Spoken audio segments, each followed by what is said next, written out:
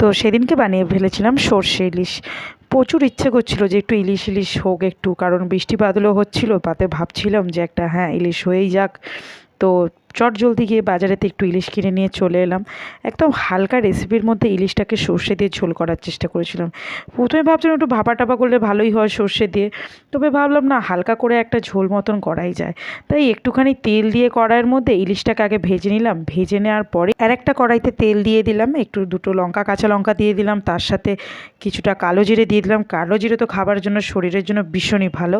তো সেটা দিয়ে একটু সর্ষে দিয়ে ভালো করে নাড়াচাড়া করে ইলিশ মাছগুলো দিয়ে দিলাম। তারপর একটু কাঁচা সর্ষের তেল দিয়ে দিয়েছিলাম, একটু সামান্য চিনি, একটু নুন, হলুদ একটা পরিমাণ মতন দিয়ে হালকা হালকা একটু ঝোল দিয়ে হালকা ফুটিয়ে নিলাম। সর্ষে অবশ্য বেশিক্ষণ ফোটালে তেতো হয়ে যায়।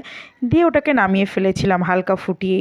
তো দারুণ লাগছিল, মনে হচ্ছিল অনেকটা হালকা ইলিশটা ভাজার জন্য মনে হচ্ছিল একটা এটা যেন কাঁচা মাছের ঝোল এমন লাগছিল, মনে হচ্ছিল ভাপা ব্যাপারটা, মানে ইলিশটা যে ভাজা হয়েছে সেটা দেখলেও বুঝতে পারবে সবাই যে খুব একটা ইলিশটাকে ভালো করে কড়া করে ভাজা হয়নি, একদম হালকা করে ভেজে এটা গরম গরম ভাতের সাথে জাস্ট দারুণ লাগছিল। তারপরে কাঁচা তেলটা দেওয়ার রিজন ছিল একটু যাতে জমে যায়, তো একদম বেশ জমে গেছিলো, এটা দারুণ লাগছিল, জাস্ট অসাধারণ ভাত দিয়ে খেতে লেগেছিলো।